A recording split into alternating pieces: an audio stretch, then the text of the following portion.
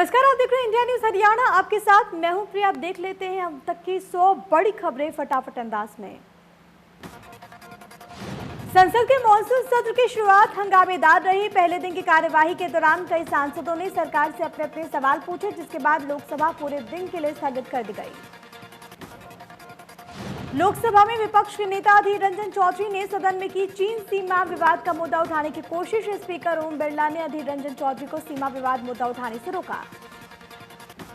Speaker Om Birla ने अधीर रंजन चौधरी को रोकते हुए कहा, चीन से सीमा विवाद का मुद्दा संसद की रक्षा समिति के सामने उठाएं।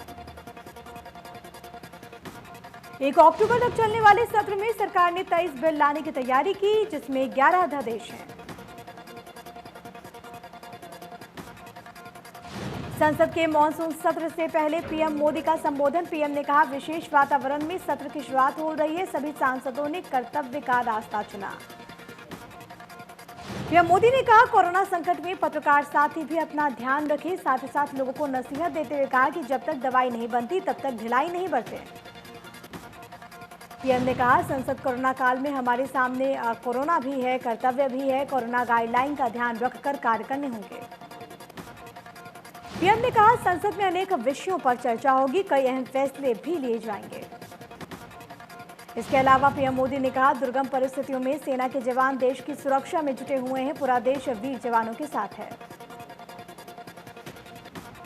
हिंदी दिवस पर गृह मंत्री अमित शाह ने देशवासियों को दी शुभकामनाएं। ट्वीट करते हुए कहा, अपनी मातृभाषा के साथ अधिक से अधिक हिंदी का प्रयोग कर संरक्षण और संवर्धन में सहयोग करें। बिहार विधानसभा चुनाव की तैयारियों में जुटा चुनाव आयोग। कोरोना काल में चुनाव कराने को लेकर पटना के दौरे पर चुनाव आयोग की टीम तैयारियों का लेगी जायजा। अंग्रेजी अखबार ने दावा किया, चाइनीज कंपनी शेनज़ेन भारत में राष्ट्रपति पीएम मोदी समेत करीब 10,000 लोगों की जासूसी करती है। बता दें कि शेनज़ेन कंपनी का चीन की सरकार और चीन की कम्युनिस्ट पार्टी से सीधा संबंध है। इसलिए अखबार ने दावा करते हुए कहा, चीनी कंपनी देश में जासूसी कर रही है। एनसीबी की पूछताछ में रिया चक्रवर्ती ने कई अहम खुलासे किए। ड्रग्स कनेक्शन को लेकर रिया ने बताया, सारा अली खान एक हाई प्रोफाइल ड्रग पैडलर के संपर्क में थी, जिसकी तलाश एनसीबी कर रही है। रिया ने बताया, सारा अली खान ने रिया को अपने ड्रग पैडलर से ड्रग्स दिलवाया था, जो कि रिया ने सुशांत तक पहुंचाया था। पूरी दुनिया में कोरोना ने मचाई तबाही। अब तक सामने आए कोरोना के 2,91,89,000 से ज्यादा मामले। कोरोना से पूरी दुनिया में 9,28,000 से ज्यादा लोगों ने जान गंवा ली। अमेरिका में कोरोना ने मचाई सबसे ज्यादा तबाही। अब तक सामने आए 67,08,458 केस। कोरोना से गई 1,98,520 जाने। अमेरिका के बाद ब्राजील में कोरोना का कहर। कुल मरीजों का आंकड़ा हुआ 43,15,858। अभी 6,31,000 से ज्यादा केस एक्टिव। रूस में कोरोना के मरीजों की संख्या हुई 10,62,811। अब तक 8,76,520 मरीज रिकवर। कोरोना से 18,578 मौतें। दक्षिण अफ्रीका में कोरोना से लोगों का बुरा हाल। कुल मरीजों की संख्या हुई 6,49,793। अब तक 15,447 मरीजों की मौत। पाकिस्तान में कोरोना से अब तक 6,379 लोगों की मौत। कुल मरीजों का आंकड़ा हुआ 3,01,481। अब भी 6,000 से ज्यादा केस एक्टिव। देश में 24 घंटे में सामने आए 93,215 नए मामले। कुल मरीजों की संख्या हुई 48,50,000 के पार। अब तक 79,784 लोगों की मौत। महाराष्ट्र में कोरोना ने मचाई सबसे ज्यादा तबाही। 24 घंटे में मिले 22,543 नए मामले। राज्य में कुल मरीजों का आंकड़ा हुआ 10,60,000 के पार। 2,90,000 से ज्यादा केस एक्टिव। आंध्र प्रदेश में कोरोना मरीजों की संख्या हुई 5,67,123। अब तक कोरोना से 4,912 मौतें। 4,67,000 से ज्यादा मरीज हो चुके हैं स्वस्थ। तमिलनाडु में कोरोना से लोगों में दहशत का माहौल। अब तक 8,381 लोगों ने जान गंवाई। कुल मरीजों की संख्या हुई 5,02,000 के पार।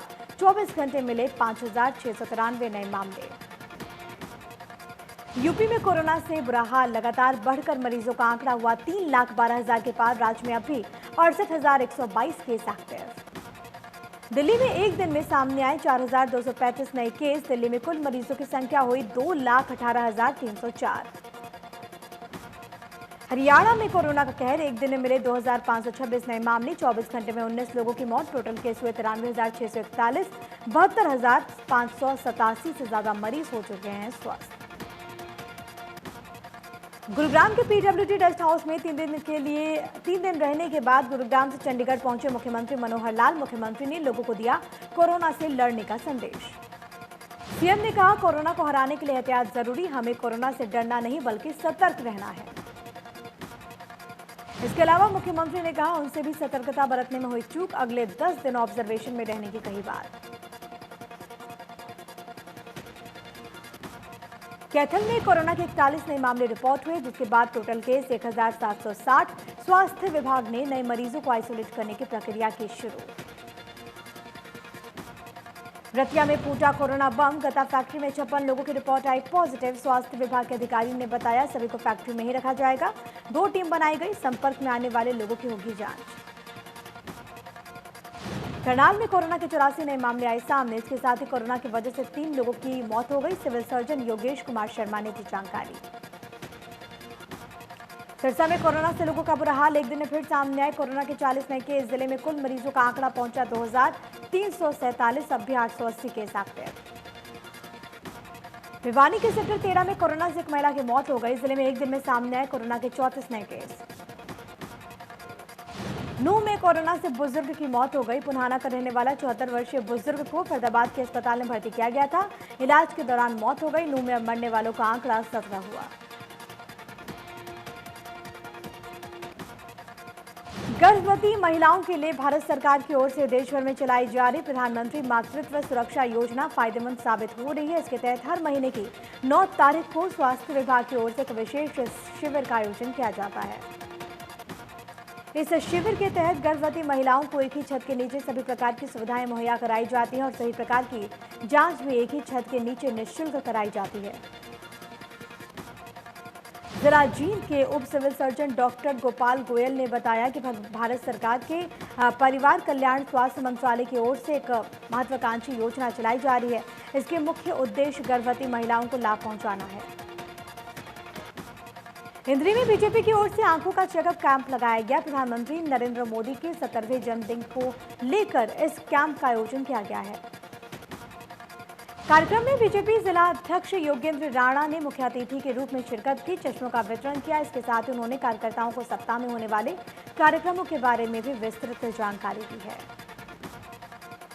बल्लभगढ़ की नवलू कॉलोनी नाली मुक्त हो गई है। कॉलोनी की सभी गलियां कंक्रीट की बनाई गई हैं। कॉलोनी के अंतिम गली के निर्माण कार्य का कॉलोनी वासियों ने नारियल तोड़कर शुभारंभ किया। मौके पर हरियाणा के परिवहन मंत्री मूलचंद शर्मा के भाई एवं बीजेपी नेता टिप्पर चंद शर्मा मुख्य अतिथि के तौर पर मौजूद रहे। इस दौरान कॉलोनी वासियों ने मुख्य अतिथि का जोरदार स्वागत किया।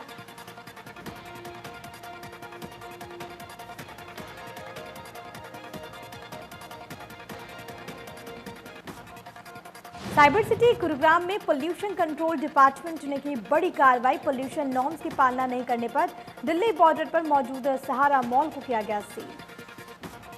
बता दें कि पोल्यूशन कंट्रोल डिपार्टमेंट ने साल 2018 और मार्च 2020 में सहारा मॉल के सीवर प्लांट से सैंपल लिए थे। सभी सैंपल फेल होने पर विभाग ने कड़ी कार्रवाई करते हुए मॉल को सील कर दिया। हांसी में तिकोना पार्क के पास पनीर बनाने वाली दुकानों पर सीएम फ्लाइंग ने की रेड। नकली पनीर बनाने की सूचना मिलने पर स्वास्थ्य विभाग की टीम के साथ सीएम फ्लाइंग की छापेमारी। बता दें कि पिछले कई दिनों से मिलावटी उत्पाद बनाने वालों पर सीएम फ्लाइंग लगातार कर रही है कार्रवाई।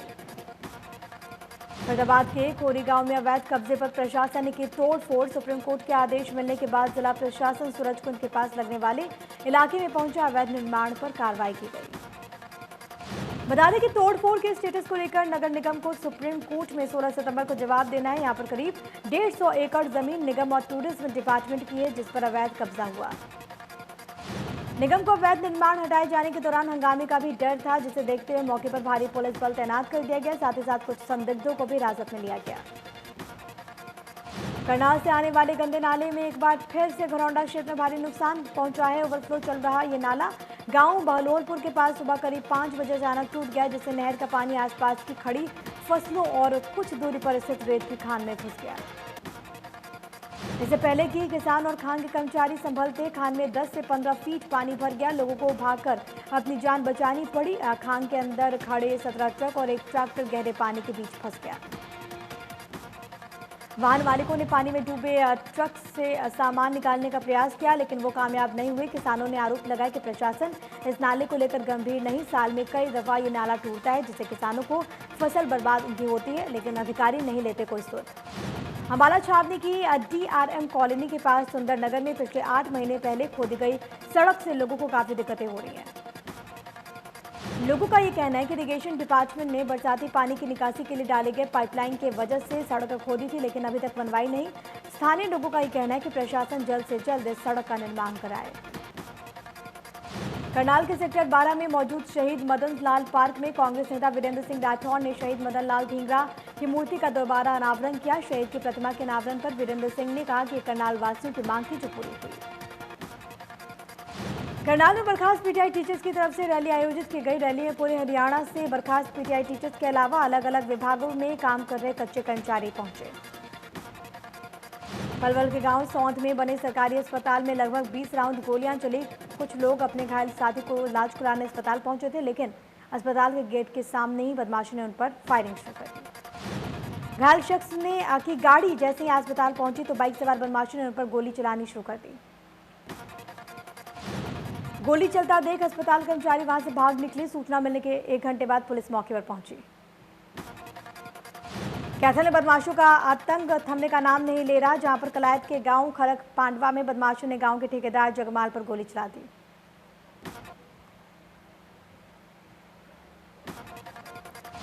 घायल जगमाल को अस्पताल में भर्ती करा दिया गया, जिसकी हालत गंभीर बताई जा रही है। सूचना मिलने के बाद पुलिस मौके पर पहुंची। मुकदमा दर्ज हो गया है, जांच शुरू।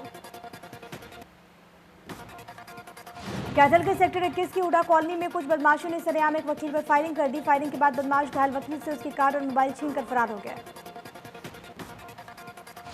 घायल वकील ने बताया कि जब वो सैर करके घर वापस लौट रहे थे, तभी 4 बदमाशों ने अपनी बाइक उनकी कार के आगे लगाकर गाड़ी को रुकवा लिया। हथियार के दम पर कार और मोबाइल फोन लूट लिए। इसके बाद जब बदमाश मौके से भागने लगे तो वकील ने एक बदमाश को पकड़ने की कोशिश की। इसी दौरान बदमाशों ने फायरिंग कर दी। एक गोली वकील के पैर में लग गई। गन्नौर में बदमाशों का आतंक लगातार बढ़ता जा रहा है। दिन दहाड़े बदमाशों ने घर के बाहर हवाई फायरिंग कर दी, मौके से फरार हो गए। पूरी घटना सीसीटीवी कैमरे में कैद। 72 घंटे बाद पुलिस वारदात की जगह पहुंची। पीड़ित ने बताया घर के बाहर हमला हुआ था। शिकायत के बाद एफएसएल और पुलिस मौके पर पहुंची। सूचना के 3 दिन बाद अस्पताल पुलिस ने मौके पर पहुंचकर छानबीन की। पुलिस के आला अधिकारी कुछ ही बताने से बचते हुए नजर आए। माम के मोखरा गांव में पशुओं की डेयरी में सो रहे बुजुर्ग की गला रेतकर हत्या कर दी गई। घटना का पता उस वक्त चला जब परिवार के लोग डेयरी में पहुंचे। हत्या की सूचना पुलिस को दी गई। पुलिस ने जांच की शुरू।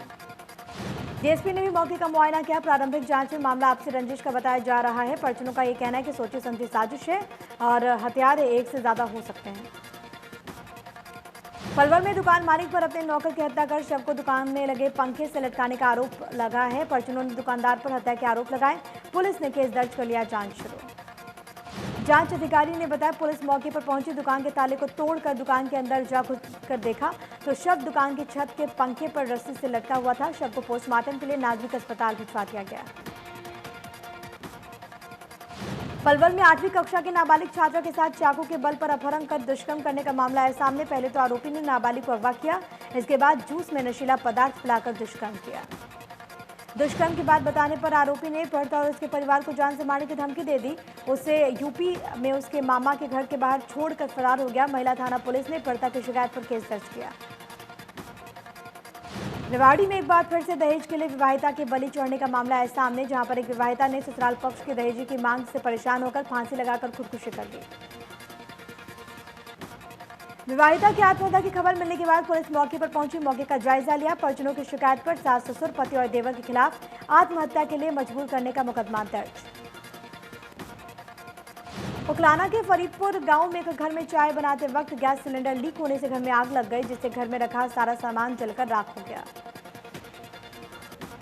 घर में आग लगने से एक महिला गंभीर रूप से घायल हो गई, जिसके बाद पीड़ित परिवार ने प्रशासन से आर्थिक मदद की गुहार लगाई। भवानी खेड़ा में पेट्रोल पंप के पास बस और बाइक की भीषण टक्कर हो गई, जिससे 27 साल के एक युवक की मौत हो गई। लोगों ने बताया कि बस ने बाइक को ओवरटेक करना चाहा, और इसी दौरान बस ने बाइक को टक्कर मार दी। पलवल में राम जन्मभूमि पर मंदिर बनाए जाने का फैसले से खुश होकर मध्य प्रदेश के राजगढ़ जिले के निवासी संजय शर्मा 700 किलोमीटर दिल्ली में पीएम हाउस तक पदयात्रा का संकल्प लिए पलवल पहुंचे। आपको बताया कि संजय शर्मा 19 अगस्त को पदयात्रा पर निकले थे। झज्जर में 1 से 30 सितंबर तक पोषण माह अभियान चलाया जा रहा है, लेकिन आंगनबाड़ी केंद्रों में खाद्य सामग्री नहीं है, जिससे पोषण माह अभियान के सफल होने में काफी दिक्कतें आ रही हैं। लॉकडाउन के दौरान बच्चों को जरूरी पोषण मुहैया करवाना केंद्र सरकार की गाइडलाइन थी, लेकिन आंगनबाड़ी केंद्रों में कम जगह होने के चलते सही तरीके से भंडारण नहीं हो पाया। बच्चे जरूरी पोषण से महरूम रह गए। इंद्री में बेसहारा गौ सेवा कार्यों और समाज सेवा के लिए इंद्री के थाना प्रभारी सतपाल सिंह को सम्मानित किया गया। इस दौरान आचार्य आजाद आर्य ने कहा कि गायों को सड़क पर बेसहारा छोड़ने वालों के लिए सजा का प्रावधान होना चाहिए। टोहाना के डांगरा गांव में 60 साल से मिट्टी के लिए बना रहे परिवार के चेहरे पर रौनक आई है। परिवार का कहना है कि इस बार दीपावली पर स्वदेशी अपनाओं के तहत मिट्टी के दिए ज्यादा बिकने की उम्मीद है, जिससे उनका कारोबार अच्छा रहेगा। कैथल के संगरौली गांव में महज 3 साल का बच्चा स्पाइडरमैन की तरह पल भर में दीवार पर चढ़ जाता है, जिसे देखकर लोग हैरान हो जाते हैं। लिटिल स्पाइडरमैन का नाम विराट कौशिक है, जो कि बिना किसी सहारे की दीवार पर सर पर चढ़ जाता है। विराट की इन करतब के चलते पूरे गांव में लोग उसे स्पाइडरमैन कहते हैं। माधुरी दीक्षित इन दिनों सोशल मीडिया पर काफी एक्टिव हैं। उनके वीडियो खूब सुर्खियां बटोर रहे हैं। एक्ट्रेस का एक डांस वीडियो खूब धमाल मचा रहा है। कुमकुम फेम जूही परमार एक बार फिर से टीवी पर अलग अंदाज में वापसी कर रही हैं। जूही जल्द ही टीवी शो हमारी वाली गुड न्यूज, जो कि सास बहू पर आधारित होगी, शो से कमबैक करेंगी। बॉलीवुड एक्ट्रेस नेहा धूपिया ने एक यूजर की रिक्वेस्ट पर अपने शो के 5वें सीजन में आने के लिए अभिषेक बच्चन को आमंत्रित किया, लेकिन अभिषेक बच्चन ने उनके इनवाइट को बहुत प्यार से ठुकरा दिया। बॉलीवुड के सदाबहार एक्टर अनिल कपूर अपनी फिल्मों के साथ फिटनेस के लिए भी जाने जाते हैं। हाल ही में एक्टर ने अपने ट्विटर हैंडल से एक वीडियो पोस्ट किया। इस वीडियो में अनिल कपूर बीच पर दौड़ लगाते हुए नजर आ रहे हैं। टाइगर श्रॉफ ने सोशल मीडिया पर अपने पहले सॉन्ग अनबिलीवेबल का टीजर शेयर किया। उन्होंने इस टीजर में टाइगर पहली बार सिंगिंग करते हुए नजर आ रहे हैं। बिग बॉस वोटिंग का बेसब्री से इंतजार कर रहे फैंस का इंतजार खत्म होने वाला है। कलर्स की ओर से दी गई जानकारी के अनुसार बिग बॉस के 14वां सीजन का ग्राउंड प्रीमियर 3 अक्टूबर 2020 को होने वाला है। शाहरुख को लेकर खबर आ रही है कि हाल ही में एक तमिल फिल्म के हिंदी रीमेक के लिए भी हामी उन्होंने भर दी है। इस फिल्म में शाहरुख एक बार फिर से दीपिका पादुकोण के साथ रोमांस करते हुए नजर आएंगे। रामायण में सीता का रोल निभाने वाली एक्ट्रेस दीपिका चुखलिया की मां का 77 साल की उम्र में निधन हो गया। दीपिका चुखलिया ने अपने इंस्टाग्राम पेज पर अपनी मां की याद पोस्ट किया है। टीवी के मशहूर निर्माता और बिग बॉस के पूर्व कंटेस्टेंट विकास गुप्ता ने गरीब और जरूरतमंद बच्चों को खाना खिलाकर सुशांत सिंह राजपूत को श्रद्धांजलि दी। एक्ट्रेस हिना खान इन दिनों अपने नए वीडियो एल्बम की वजह से चर्चा में। हिना रोमांटिक वीडियो सॉन्ग हमको तुम मिल गए में एक्टर धीरज धूपर संग नजर आएंगी।